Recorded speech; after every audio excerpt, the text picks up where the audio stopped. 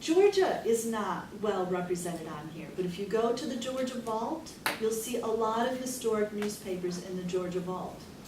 If you go to North Carolina, it's not well represented here. But the North Carolina Archive has a lot of historic newspapers. Go NC Archive, search it out. Whatever state you're working with, you've got to be ultimately, it's up to you to be familiar with those online resources. Otherwise, you're going to make a trip and you're going to find the information, but you'll have had to make the trip, whereas you could have been better prepared by doing your research from home first before you go make a trip like that. So if you are doing a search in here and when I'm doing a search, of course, I always go to the advanced search. I select the newspaper, or I select the state. I don't select individual newspapers. So remember the Library of Congress, there are a bunch of librarians, and I love librarians, I'm a librarian, but they can be a little anal in their preparation of materials. So in here, and I'm not going to oh well, you can kind of see right here, Abbeville Banner, Abbeville Bulletin, Abbeville Messenger, Abbeville Press and Banner, Abbeville Press, Abbeville Progress. I'll bet you really honestly there's only 2 newspapers there. They include all the name changes. So like the Daily Phoenix could be the Columbia Phoenix, it could be the Daily Phoenix, it could be the Phoenix. There's no way that you or I, as a librarian, will know all those title changes unless you really want to be like that. You don't. Just pick South Carolina. Just pick it and then go through your searches that way. You have choices here. Any of the words, all of the words with the phrase. And look at, they have right here with the words, whatever, within 5 words of each other. They're giving you an adjacency search. You just don't have to put in that ADJ2. They only let you select to 5, but you can do 5, 10, 50, 100. I do it all the time, honestly. If you're not getting a hit the first time, it's you. If you're not getting a hit the 20th time, then maybe it's not there. Chronicling America. Okay, so remember I said that Chronicling America covers the public domain. So we have, the Library of Congress made the rules. There's 1830, which is mostly Edgefield, up to 1922, December 31st, 1922. They had a lot of rules, but it was great because they gave South Carolina, the university, money to digitize these newspapers and put them online. We can't complain about that, but we have other newspapers we might have wanted to put online. So now that Chronicling America grant is all over with, at least I think it is. I don't know, it's one of those things that seems to go on forever. Oh, this isn't what we want. Let's see. I hope it's here. Well, we can find it.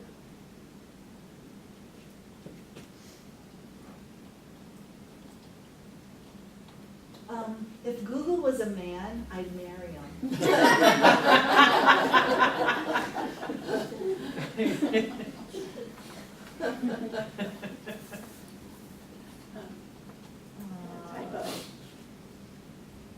Let's see, it might help me. That's why I love him. That's why I'd marry him.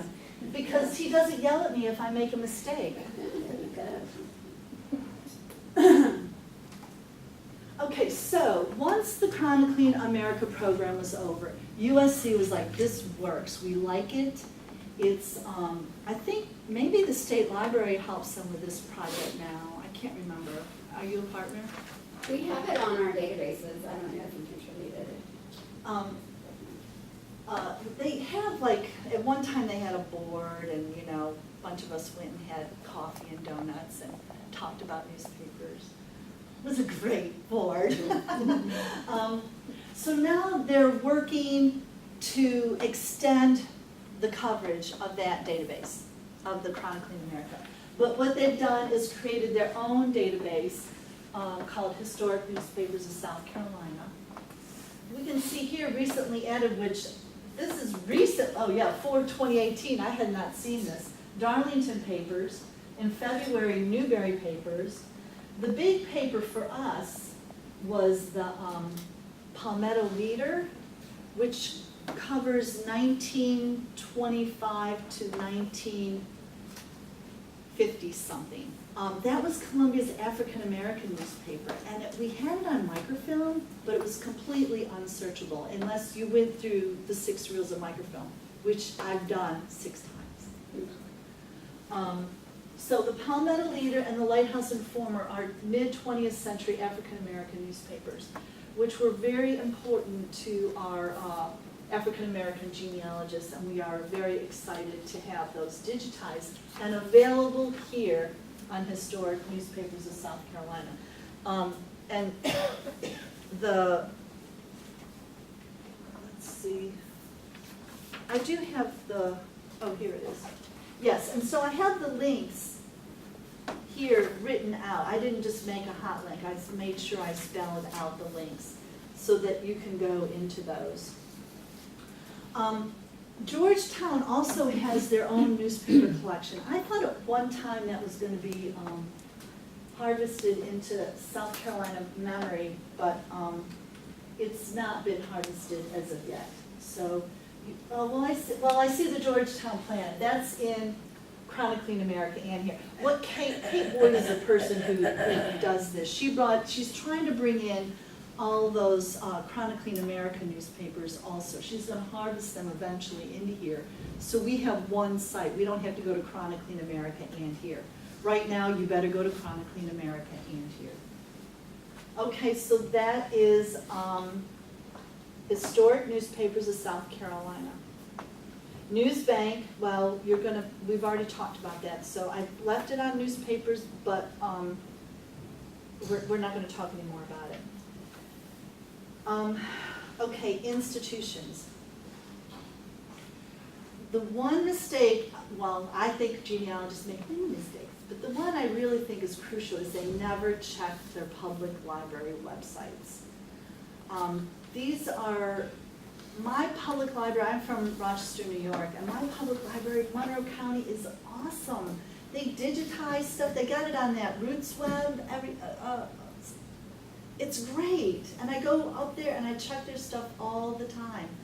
I think whatever public library, like if you discover someone who's in Cleveland, you better go to the Cleveland Public Library site because they've got a lot of great resources also. They call their index a necropsy index, which you gotta love that. So I'm not going to look at the Richland Library one. We've already been there. You've seen the obituary index. But I would like to, do I still have me up here? Let's see, here.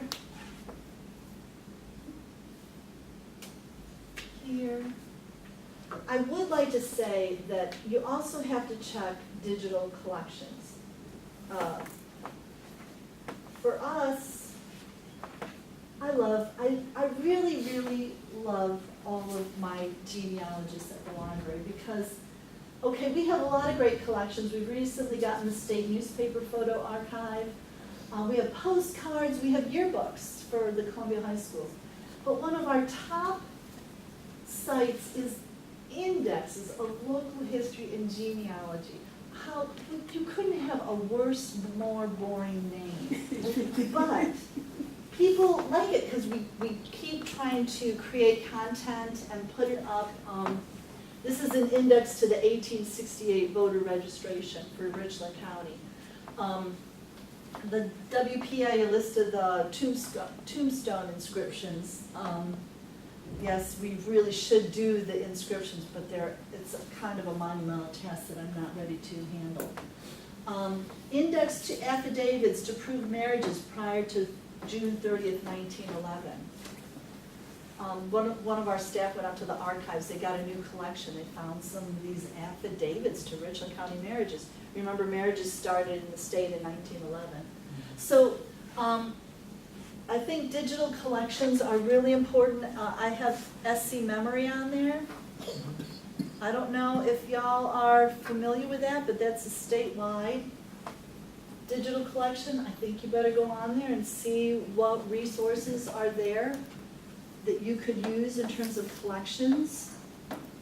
A lot of digitized collections there, letters. Believe me, I can waste your time. Okay, Caroliniana Library. Believe me, I am as frustrated by them as anybody is. But in terms of material, you've got to get past it. For me, the first thing I do is go to Finding Aids. I just don't even use the collection. I go to Finding Aids. Manuscripts. And then how many people have checked the Andrea Genealogical Collection? Is there a file? Look at pages of files with family names in them. Have you checked to see if your family name is in there? Yes, you've got to go in there. Yes, you've got to call them first, say, I want to come in and look at this, and then you got to go look at it. But have you done it? What did you say you went to, when you got there, you bypassed everything else and you went straight to? I started right with Finding Aids. Finding Aids, okay. Finding Aids. I love them so much. I'm all about them. And here's manuscripts. Oops. Finding Aids and manuscripts. The other one, Holcomb's collection is in here. Holcomb and Teresa Hicks. Both excellent genealogists. Both of those collections give a list of family files that are available to look at. And honestly, they are kind of interesting. Like in Brent's, they'll have the letter from the person who said, I'm looking for information on the Hollingsworth family, and here's, I don't know, I just find it kind of interesting. The South Carolina Historical Society. That's another one. Research It, Finding Aids. Oops, Finding Aids. Yes, I'm all about those things. I can't get it to. All of these family papers. I can't. It's impossible to even go through them. But if you click on them, each one's going to give you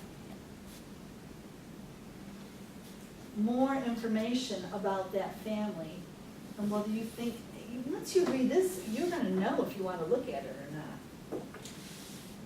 not. The other thing in here, this is, remember, the South Carolina Historical Society. This is in Charleston. I want to go to Resources and Research Guides. Research Guide, Selected Genealogical Resources at the SCHS, Research Guide, African American History, Research Guide, American Indian Resources, Research Guide, South Carolina Women. Those are all things that you really, I know it sounds like, but if you're into it, you're into it. And you're gonna wanna look at all of this stuff to see if it could work for you. South Carolina Department of Archives and History.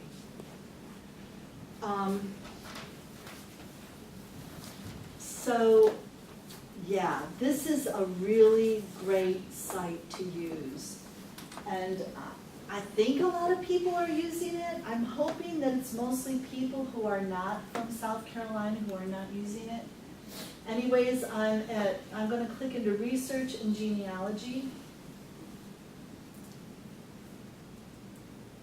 So here's a link to the Online Records Index, but you need to also pay attention to SCERA, S-C-E-R-A. That's where all the birth certificates are. Birth certificates, there's a 100-year delay. So right now we've got 1915 and 1916. 1917 has not been released yet. Notice the patience in my voice. It's May already. Yeah, I know. Remember, it took almost a year to get 1916. So we're still waiting for that, but SERA is where those birth certificates are. Remember, death certificates are a 50-year delay. They started in 1915, as did birth certificates. So we have those available to us. When you start talking death certificates, it's a perfect example of how complicated searching can be in South Carolina. So there's a 50-year delay in South Carolina death certificates. So we have them publicly available to us from 1915 to 1967. Ancestry and Family Search have them digitized up to 65. 66 and 67 are indexed on the DHEC site, and you would then have to go to the archives to get the original primary document for those. So just think of that scenario for one record group. It's really complicated. So that's why you have public librarians also, to ask them, okay, remind me again, what is the deal with this? Anyways, the online record search is another place to go to. Person I've been looking at lately is Lindley.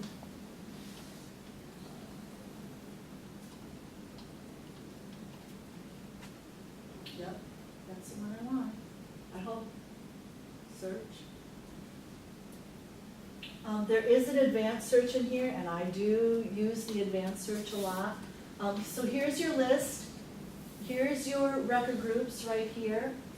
This tells you if it's digitized or not. So a lot of it is on here digitized. Let's see. Well, I don't really want that one either. Well, but you want to always look at the index terms too, to see if there's names in there that would give you a clue if you need to go to the archives and look at that document. The online images, this is a plat, all the colonial plats are digitized. There's no reason to be digging around for those because you can get them right here.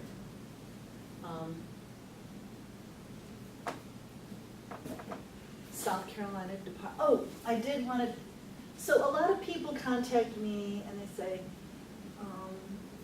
where can I get probate records for, where can I get probate records for Lexington? We'll look at Lexington.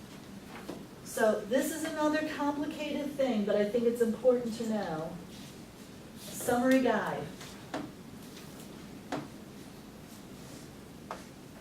Summary guide to local records. Summary guide to county records. Lexington. This is going to tell you all the records that they have from that county. And we would go through here and see what kind of probate records they had. Or is that what I said, probate? Yeah. Okay, we don't, I'm just gonna grab one that I can remember. I want something with zeros on it, because I can remember lots of zeros.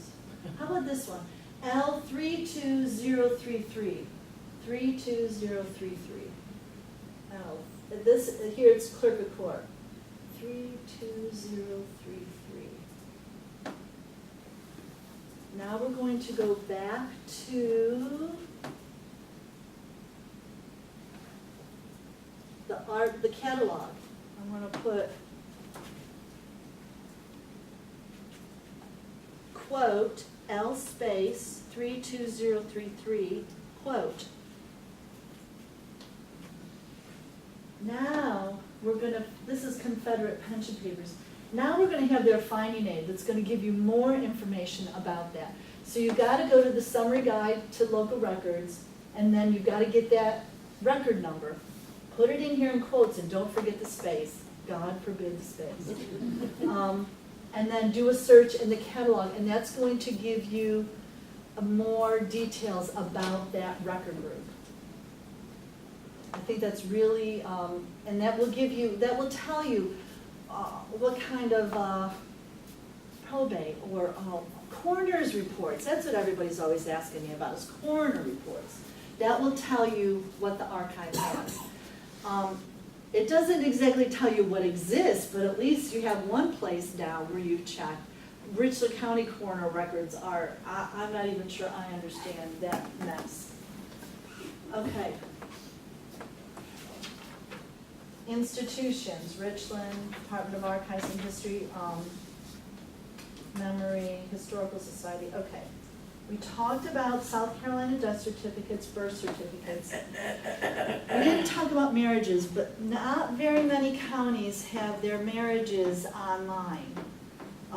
Richland, Lexington, Greenville, Charleston, I think those are the only four. Spartanburg? I don't know. If you go, I keep a blog. If you just Google the Dead Librarian, I have links on there to those sites that are online. If yours isn't there, then you've got to go to the clerk of court to that county or call them up. I've called up Beaufort before. They've been fairly helpful. York County is very helpful. Okay, York County is very helpful. York County also has the McKelvey History Center, which has a research room in it, which is awesome. And the York County Public Library has a nice little digital collection too. Okay, Family Search.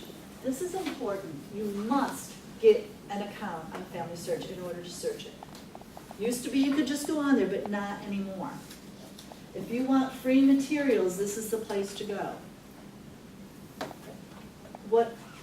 Now, I've kind of played around with their family trees. If you want to have a free online family tree, Family Search. When I come in here, there's a search screen. I very seldom use this search, these search windows. The reason is a lot of their stuff is not indexed and it's not available by searching here. I just about almost always will type in my state and go right to each database. I do this in Ancestry also. I very, very seldom do a full Ancestry search. I go into each database separately. When you look at the full Ancestry search, you get like first name, last name, a birth year, and a place. It's not enough fields for me. I like to think I have more information. Now that's not to say that I don't go in there and use it when nothing else is working. I do Google when nothing else is working. But historically I like to do going to each database. So here we see South Carolina deaths. Those are the death certificates, free to use. You don't have to use Ancestry. Probate records, another example of what's not indexed. They're starting to index it on Ancestry, but I don't trust the indexing at all, and you shouldn't either. Go right in here and browse it. That Ancestry indexing is a little wonky right now, and I'm not trusting it now for 1 minute. So I do, oh, that wasn't the one I wanted to look at. Oh yeah, okay, I went there. So I want to just briefly take a look at the Freedmen Bureau records. So there's been a lot of,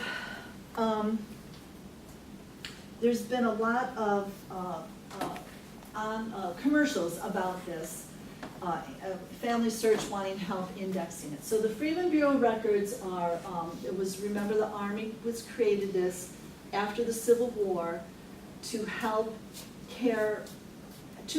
the newly freed slaves form new communities. Really, that's what it was about.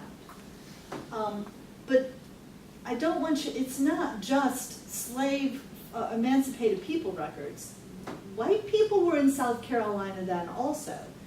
And so these records are important for everybody in South Carolina. But they are particularly important for African American researchers. Now, the new museum is working, the African American Museum in Washington, D.C. is working with Family Search to index these records, and I have the link there, discoverfreeman.org. However, it's another example of indexing I'm not trusting right now. I have no idea where it's at. You can plug in South Carolina and I don't know, you get hits, but I don't think it's complete. But Family Search has everything, but it's not indexed. No.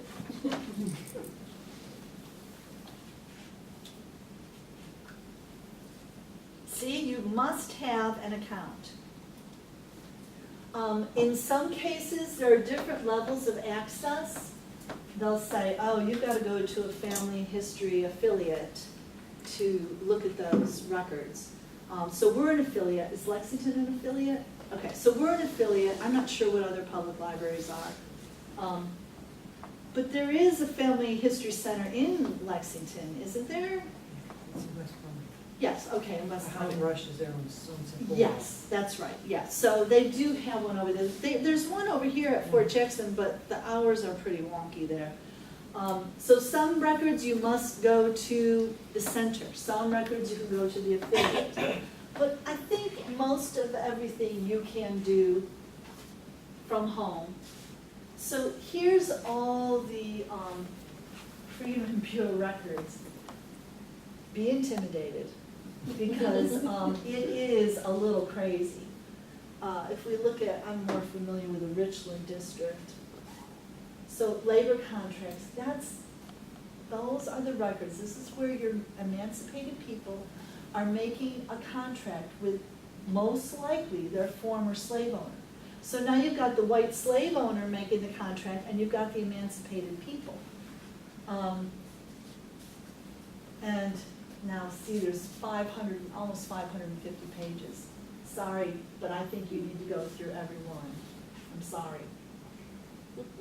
It is what it is, folks. This is what we do at night while we're watching Friends.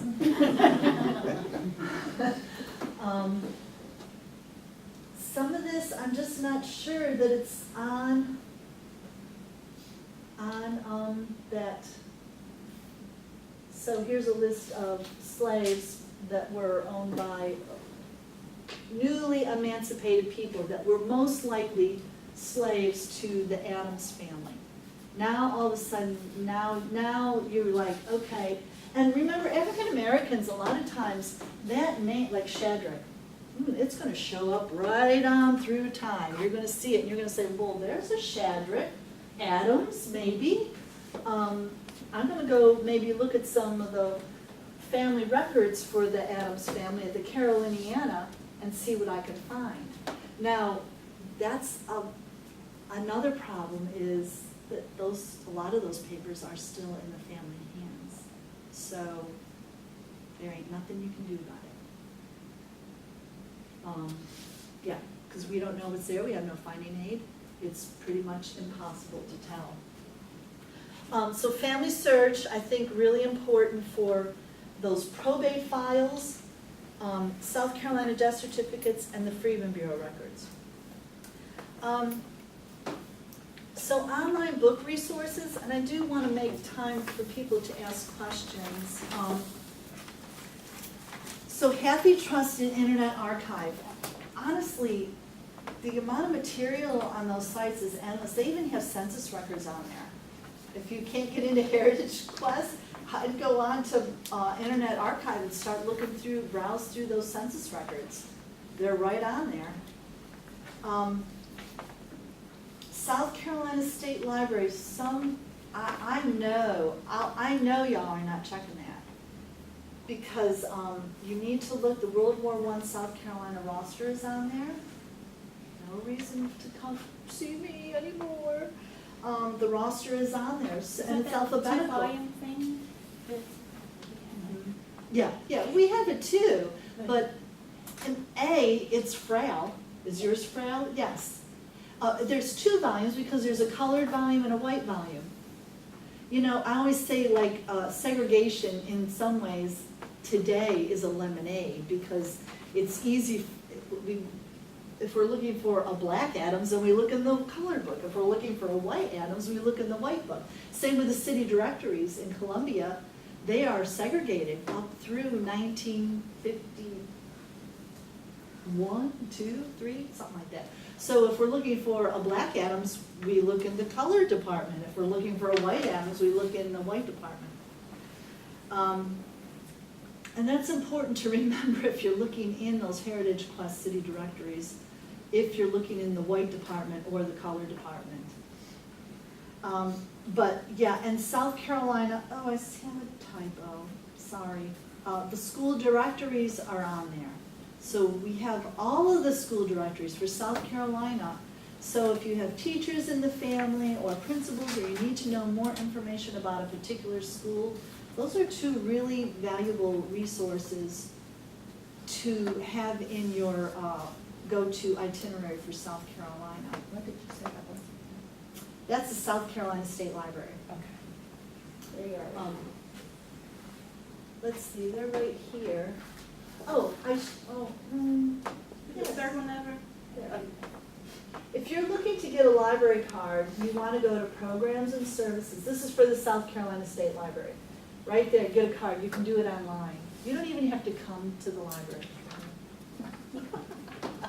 However, if you're here today, you should get one. I have one. I mean, I have a lot of great resources at Richland Library, but I make sure, I'll get a library card from whoever wants to give me a library card. And then the News Bank is here under online databases. It is not a Discus product, so you've got to have a library card to access it.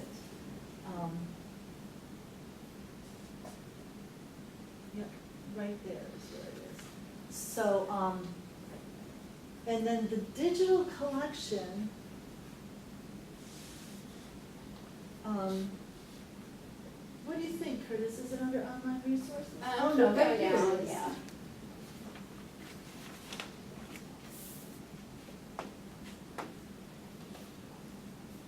No, I won't look at, what are you looking for? I'm not. I'm just Okay. showing how to get to the digital collection.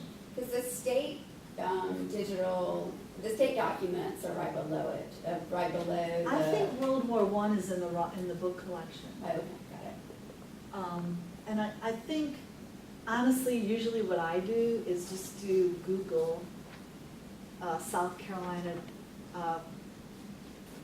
school directories or South Carolina World War I roster, and then it just links me right in there, if you don't know it bookmarked. All right, we did databases, historic newspapers, institutions, vital statistics, family search, online book resources. What questions? If you want to do the swab testing, which one do you think is more reliable? So honestly, I don't know which one's more reliable. I think they're all probably good. For me, if you don't have a tree someplace, there's no point in doing the swab. It's going to tell you you're from the British Isles or you're from Africa. It's not really very significant information. I know my family's from the British Isles. Look at me. I did one for my dad. He turned 89 this year, and I said, we're swabbing you. So Yeah, we I haven't did gotten- my dad. We haven't gotten the information back yet, but. Did you, well, I did mine through Ancestry I did. because I have a tree on Ancestry. I did too. So you link it to your tree, and then Ancestry will start making the chromosome links for you. They'll say, you're extremely connected to this person, or the connection here is good. And then you see if you have any matching names. A lot of times you're going to look at that person and you're going to say, oh, yeah, that's Aunt Vera's daughter. I don't even want to go there. But you must have the tree. You must have names that you can match people to. So then once I've gotten that, then I do GEDmatch. Do you do GEDmatch? Okay, I do GEDmatch, and that will connect you with GEDMATCH. You upload your raw data, and Everybody, it's raw data from 123andMe, raw data from Family Tree, Ancestry, That was GED, match. MAT. The only bad thing is Ancestry and 123me will not accept raw data from anybody else. Yeah, if you go to, yeah, I mean. Okay, Google search, yes. It's a free site. You can pay for the premium, and this is what I paid for the premium for like 2 months, and then I said, okay, I've enjoyed that. You can log in, and then you can compare you upload your raw data, you go to Ancestry and you get the raw data. You want to do that anyways. You always want to get your raw data. And then I forget how you do it, but you'll figure it out. I think you go through to your account or something like that, and you ask them to email you the raw data, and you just get it. And then you just upload it into GenMatch. And then all of a sudden, you're connected with people, and you can tell if they're in Ancestry or if they're in Family Tree. But you must have a tree, I think, to do the DNA. Started one from my father's side of the family and one from my mother's side. I did the same thing. I did 2 trees. I did one for mom and one for dad. Most people do 1 tree for everybody, but I did, yeah, when it came to the DNA, it made it lovely. Because all of a sudden they're separated immediately. you And know? is it true if you need information from your mother's side and she's deceased, the son is the best one to get Mhm. the information from the mother's side? The oldest male is the best one to get. How did you link your DNA to 2 trees? So my DNA, my personal DNA, I had to pick a tree. I couldn't put it on both trees. Okay. At least not right now, you can't. Which tree did you pick? I did my dad's tree. I probably would say. It's been the most difficult tree for me, so I wanted to make sure, and I've got my brothers and my sons and, all my cousins, and